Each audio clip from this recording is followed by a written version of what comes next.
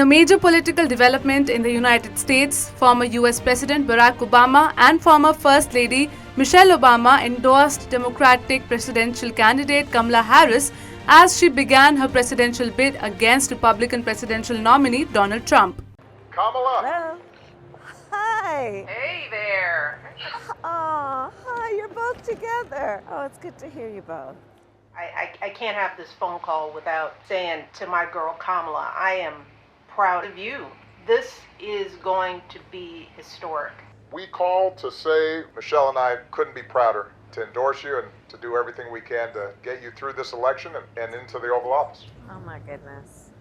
Michelle, Barack, this means so much to me. I am looking forward to doing this with the two of you, Doug and I both, and getting out there, being on the road. But most of all, I just want to tell you the words you have spoken and the friendship that you have given over all these years mean more than I can express. So thank you both. It means so much. And we're going to have some fun with this too, aren't we? The endorsement came days after news reports flooded the internet saying that Obama didn't immediately endorse Harris because he wanted Michelle Obama to take the lead following Joe Biden's decision to quit. Nonetheless, now the Harris has filed her nomination. Democrats, including the Obamas, have been moving quickly in their process to nominate Harris, with the party set to vote to make Harris the official candidate on August 1 at the Democratic National Convention.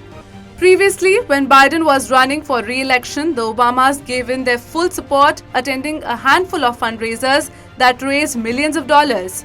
However, following the debate debacle between Biden and Trump, which raised questions about the Democratic presidential candidate's age, articulation of ideas, and whether he would be a good contender for Trump, Obama suggested that Biden must quit the race for the White House and pass the baton to the next generation.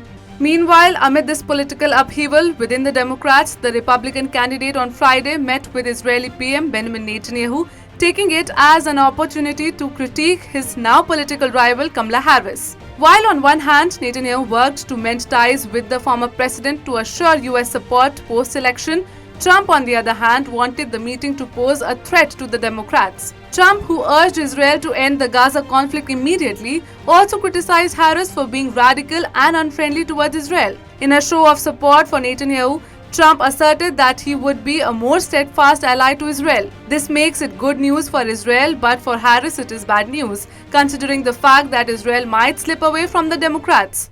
She's really a destroyer. She doesn't know how to build, and I think her remarks were disrespectful. They weren't very nice, pertaining to Israel. I actually don't know how a person who's Jewish can vote for her, but that's up to them. But she was certainly disrespectful too. If rumors are to be believed, Israeli PM Benjamin Netanyahu was reportedly caught off guard by Harris's public remarks critiquing Israel's actions in the Gaza Strip. In what can be called a major blow to Israel's Gaza war, reports suggest that Harris called out Israel's actions in the Gaza Strip, specifically the military operations that led to high civilian casualties.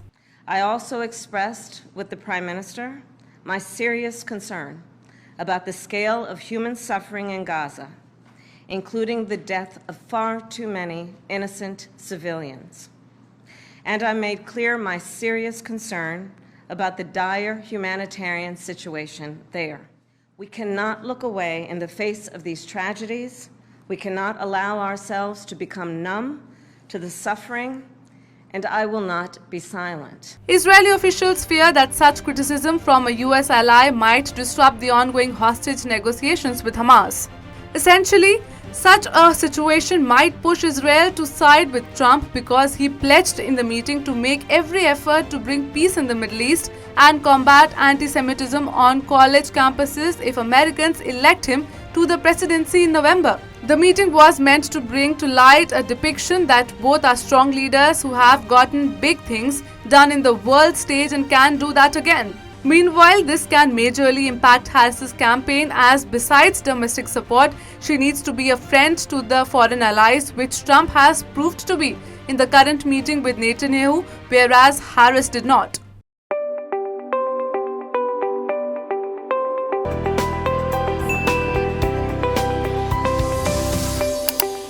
In a world overflowing with information where news travels faster than light, It's time to redefine the way we consume news and entertainment. Stay ahead with the latest from around the globe. From the pages of history to the top interviews, blogs to podcasts, find all exclusive stories in one place, the Ritam app. Uncover a world of entertainment with exclusive web series, captivating short reels and live moments through trending videos. For the sports enthusiasts and tech savvy, we've got you covered with top reviews from the business. Get ready for the ultimate experience. Download now, Ritam app, where every story matters.